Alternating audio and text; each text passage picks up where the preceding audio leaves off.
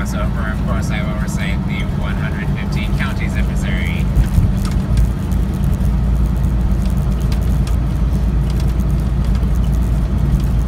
I don't mind the clouds and the rain so much because on Monday, when it was really sunny, it gets awfully hot in here, and being as energy conscious as I am, I prefer not to use air conditioning unless I'm really desperate, so I just keep the windows open as much as I can. I can't open the driver's side window too much when the sun is to the left because then I'm putting myself at risk of sunburn. So quieter days are nice because it's easier to keep cool in here without using the AC.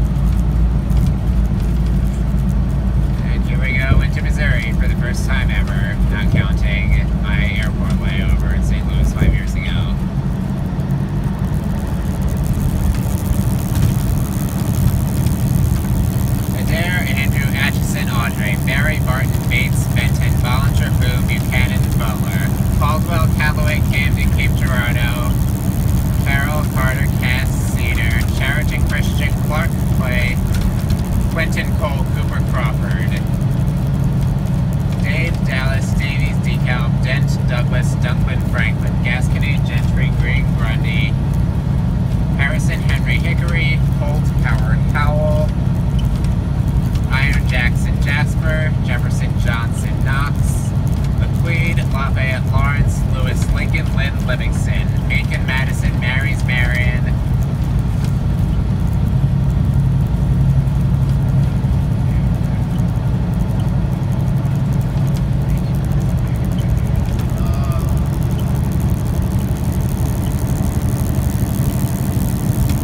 McDonald, Mercer, Miller, Mississippi, Monotone, Monroe, Montgomery, Morgan, New Madrid, Newton, Nottoway, Oregon, Osage, Ozark, Pemiscot, Perry, Pettis, Phelps, Pike, Platte, Polk, Pulaski, Putnam, Rawls, Randolph, Ray, Reynolds, Ripley, St. Charles, St. Clair, St. Francois, St. Louis City, Saint Genevieve, Salem, Charlotte, Scotland, Scott, Shannon, Shelby, Stoddard, Stone, Sullivan,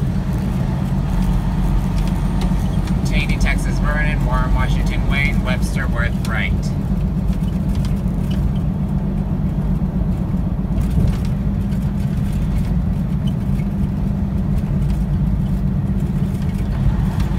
The only reason I pronounced New Madrid correctly and didn't pronounce it New Madrid is because my spiritus teammate Sam, who is from St. Louis, corrected me last year when I recited the counties of Missouri for our end of the year talent show.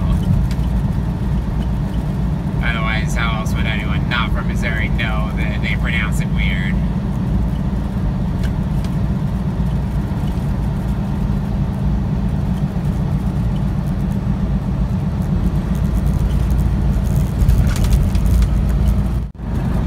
Looks like we've seen the last of the rain for today. Currently in and out of the clouds.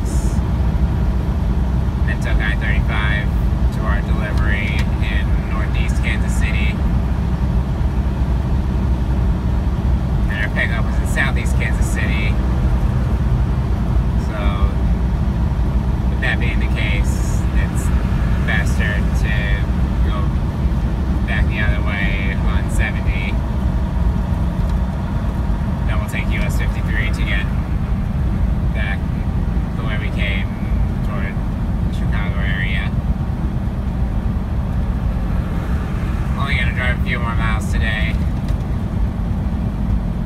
I'll drive about 8 hours tomorrow. Because I'm only going to be regaining about 5.5 hours on my 70-hour clock tomorrow because of the short work day that I had last week when I arrived in Charlotte. And we'll get to the terminal in Gary early Friday morning. Drop this load there. Hopefully they'll fix my power outlets. And I'll also need to do my laundry and sign up the company car to go grocery shopping while I'm there.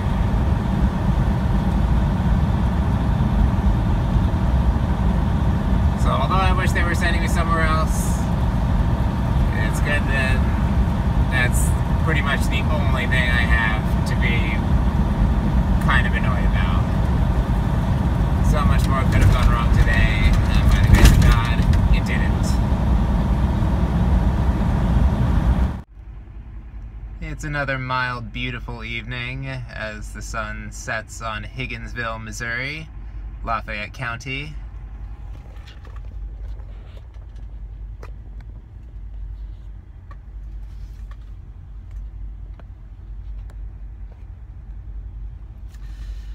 I meant to tell another part of my life story last night, but I forgot, so we'll do that now. On Sunday, I covered pretty much all there is to know about my religious upbringing pre-college. So getting back to the rest of my life story, I left off on the cusp of childhood and adolescence. In high school, I outgrew many of the behavior problems I told you about last week. And I started to have a bit more of a social life, but not much. I began to enjoy being in Boy Scouts more than I did initially, even though the other guys in the troop were jerks sometimes. And I especially loved being in high school theater. My high school social life pretty much revolved around thespians, because for the first time in my life, I felt like I was truly friends with the thespians and not just superficial acquaintances. Still, I remained very socially inept and not very conversational in high school, and as a result, I hardly got invited to any social gatherings outside of Scouts and thespians.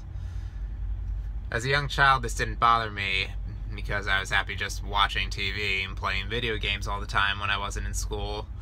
But in high school, I began to desire friendship and love, and I so often despaired because I felt very unpopular and unloved.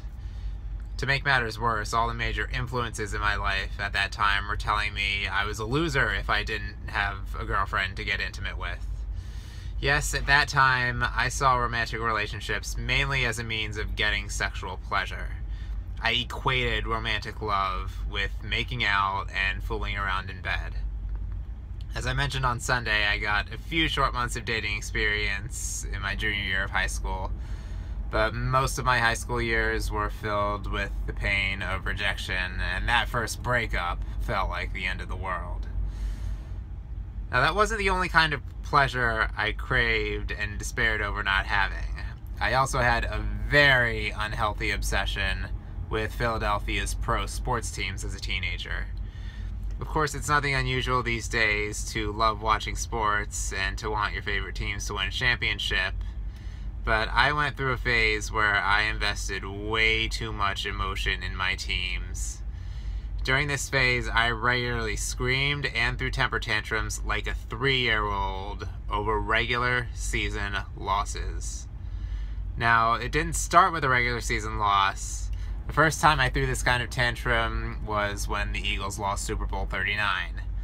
That was the only time my parents could understand why I reacted so extremely. From that night, I went on to throw equally extreme fits over regular season Phillies, Eagles, and Flyers losses. Fortunately, the Sixers were mediocre enough at that time that I had no expectation of them winning it all, and didn't feel compelled to lash out over their losses. But for the other 3 teams, I went totally ballistic over every loss, unless I decided to stop paying attention to them altogether in order to spare myself the pain. What made it even crazier was that I didn't get super emotional when my teams won. I'd throw tantrums like a toddler when they lost, and would just be very quietly happy when they won. I would only let my negative emotions show. And I only behaved like this at home because at that age I cared enough about my reputation at school not to cry there. I knew the tantrums drove my family crazy and literally made my mom sick, but knowing that they would always love me unconditionally, I didn't care enough to try to control my behavior at home. I stopped throwing these tantrums after the Phillies satisfied me with a championship in 2008, and in the years since then I've gradually become less and less of a sports fan. At first I wanted to stop considering myself a fan because I knew that if I was a fan at all, I was a bandwagon or fair weather fan, and I considered those types of fans hypocrites. Later on, as I grew in my relationship with Jesus in college, I developed a desire to stop following pro sports altogether because I realized that Jesus is all I need to be happy, and my favorite sports teams are therefore unworthy of my emotional investment. For the last few years, I pretty much only paid attention to the Eagles because the other three teams were so awful. At the advice of one of my former spiritual directors, I wanted the Eagles to be a healthy diversion from the stresses of my daily life. I succeeded in this regard to an extent, but I still felt emotional pain when I watched them lose, and it just didn't seem worth it to me if it was going to cause me any pain at all. The final straw was this past season's opener when the Eagles blew a very winnable game in Atlanta. The next day, I decided never to watch any pro sporting event by my own initiative ever again. I know this may seem like just as much of an extreme as the tantrums I used to throw over sports, but I think it's the right approach for me because it helps me to stay focused on the kind of spiritual life God has called me to live. Others may be able to watch pro sports as a healthy diversion, and that's great for you if you can, but I couldn't. Asperger's is certainly part of what makes it hard for me, but I think part of it is also that our mainstream culture of sports fandom encourages us to invest an unhealthy amount of our emotions in our favorite teams.